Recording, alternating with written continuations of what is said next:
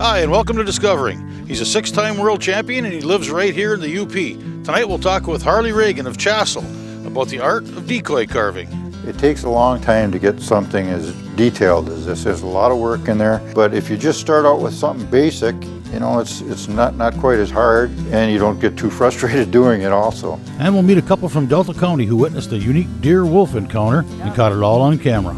The buck chased the wolf right to us, 20 yards from us, because he heard the shudder. Sit back, put your feet up. It's Monday night and time for Discovering. The secret streams that flow beneath the cliffs of colored stone. Forest thick and healthy with birch and pine and oak. Surrounded by the greatest lakes this world has ever known. The black bear's awesome presence as he roams the hills and fields. Call of the timber wolf, the loon's lonesome trill. The eagle soaring high above, the trout lies deep and still. These are what I treasure, the only way I measure feelings that I have for this fine land. There is so much to discover when you're a long-time lover of northern Michigan.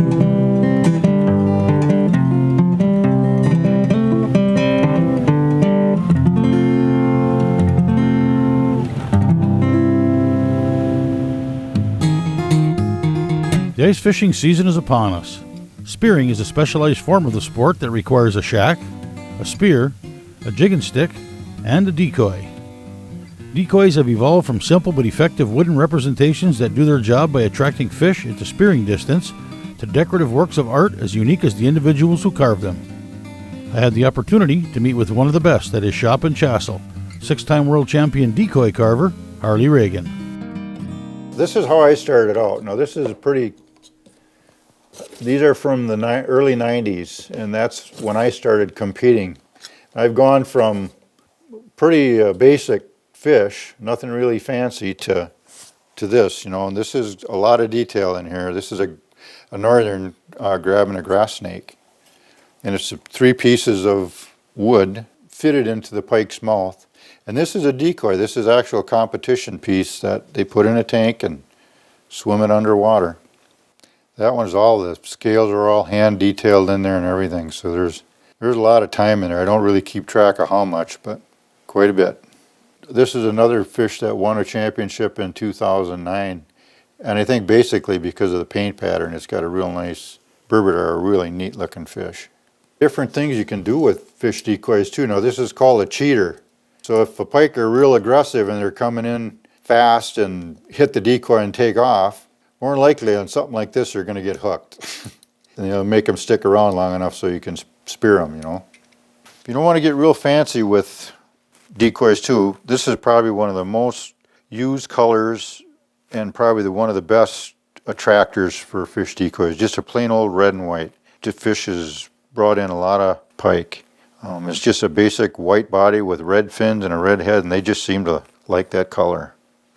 There's different types of line ties too. It's nice because you got different positions, so you can set the fish so it might be a little high in the tail or it might be a little low in the tail, and you got a better choice where on just a single screw eye you got to hit it just right. You just take a piece of metal and you drill a bunch of holes in it and insert it into the back of the fish, and you can really fine adjust the fish that way too. So that's a good idea to have those line ties like that.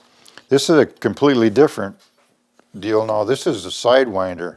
The lead is in the right on the side of it rather than in the bottom of the fish. It's on the side, and when you hang that, it kind of hangs like this, and then when you jerk it, it flips like a dying minnow.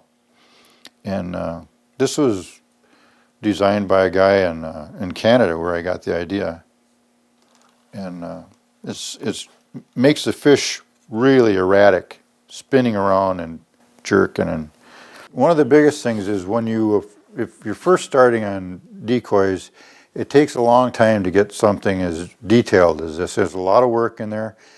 But if you just start out with something basic and paint, you know, it's not quite as hard. and you don't get too frustrated doing it also.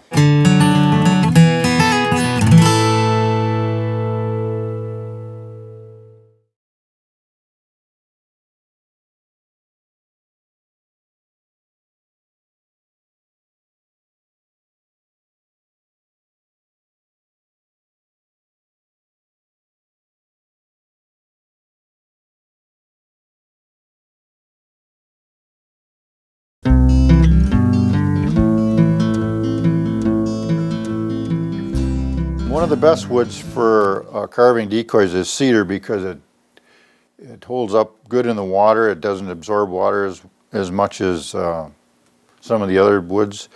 Pine is a real good wood for working decoys. For all my decorative fish, I use Tupelo wood. It's just a real good carving wood. It takes detail real nice. You can get your bronchial rays real good in here. It just takes really nice detail. And on the tail too, it'll represent the fins, how the fins look. The first thing you want to do when you start making a fish decoy is get a block of wood. The grain should be running up and down this way so the tail won't break off. But what you do is you draw a side view, and you make a pattern, and you draw a side view, and then you draw a top view, and then you go on the bandsaw and cut them out.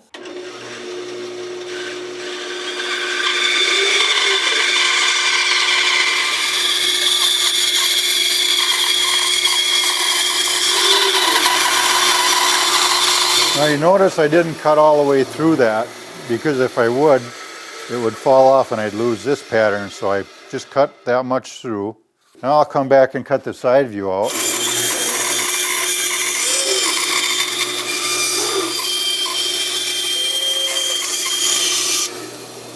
Then you can go back and just trim this up. That's your basic cutout right there. Okay, then what you want to do is you want to always put a center line in your fish to keep that fish centered so you don't lose track of the center, or it just won't swim right. This is a Fordham tool, and I'm going to round the back of this crappie off with a real rough grinder here. You just keep using that. This is rough, and then you go around the sander and smooth it all out. And when you're done, you should end up with a fish similar to that. That was all done with a sanding belt. Now on the head, the first thing I do is I try to set my eyes. Paint my own eyes, mainly because they're so expensive to buy taxidermied eyes. And you use epoxy to put the eye in also. And you can do things, you can position the eye different, make the fish have a different look to it or expression, or just like they do with taxidermy work. Use a micromotor tool. I try to get as much shape in there as I can. And I even have some heads here that I use for models. And I just keep working on, I draw on there and I carve in the rays, and I'll just start making the rays on the fish. And then I'll split them as you go to the end here. What I'll do now is I'll cross hatch by hand here. This is just kind of an example. And then I take a burning pen and I'll burn these scales on here so you've got a nice scale pattern. You can buy tools that'll put these scales in, but I like to do mine because as you go towards the back, you can get smaller and adjust the size of the scales. You can see how that was, the scale pattern on there is all done with lines and then burnt around each scale to make it stick out. And then you paint the edges of the scale, gold tip them to make them stand out. You've got to put fins in them to make them swim right. On just a regular working decoy, they're plain, and you seal them after you put them in and paint them. A decorative fish has got carved fins.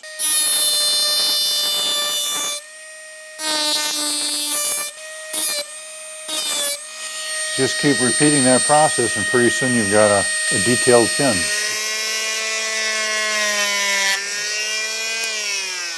Cuts the slot for the fin, and then you put up some epoxy. You take some epoxy, you put the fin in there. Then you drill your holes in here, call it the lead cavity, and then you pour lead in those, and that's what submerges your fish. You want to start the lead right where the fins start and go back with the lead. So the fin starts, they'll start right here, so you drill your lead holes right here. And you try to keep the lead in the bottom of the fish as far as you can.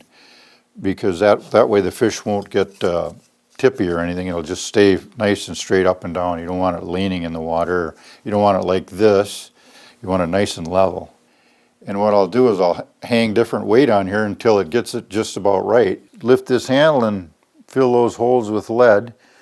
If they don't work, I might drill them a little, pull the lead plug out and drill them a little bit deeper and go test them in the tank again until I find a good weight in there where the fish is balanced good and it swims nice.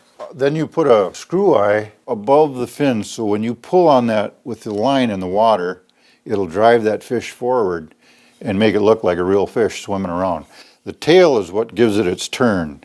So if you put a nice bend in the tail, so that'll make it do maybe 4-foot circle or so. You're sitting in a hole about 8 feet of water, so you want a nice, you don't want a real big circle, you want a nice tight circle, and so you can see the fish come in to hit the decoy, and they will too. They'll come right in and nail it. And I use an airbrush to paint just about everything. I make a lot of stencils too. This should make it a lot easier than doing it all by hand. I get as much reference material as I can, so I make them look like a real fish, pretty much like that. What you usually do is I tape this right to the fish, and then it'll stay down better, and you don't get that fuzzy stuff. But this is kind of a dark green, and that's the color that you put on the back of the crappie then. And that's the basic color, and then you can go into that with some, well, they make all different kinds of paints, iridescent blues and greens, and like this fish has got a real bluish green in it. Make some really nice paints for taxidermy work.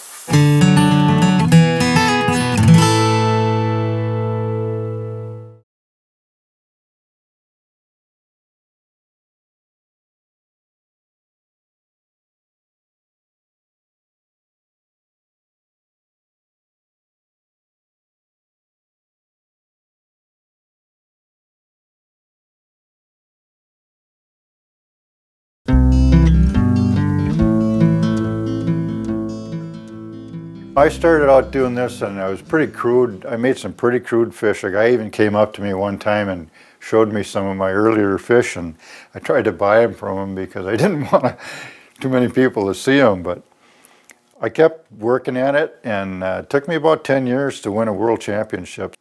I started out at just making cedar fish and just for spearing, and that's how I got into this. And I started out with some pretty plain looking fish, and it just evolved into this, and it just takes time like anything else.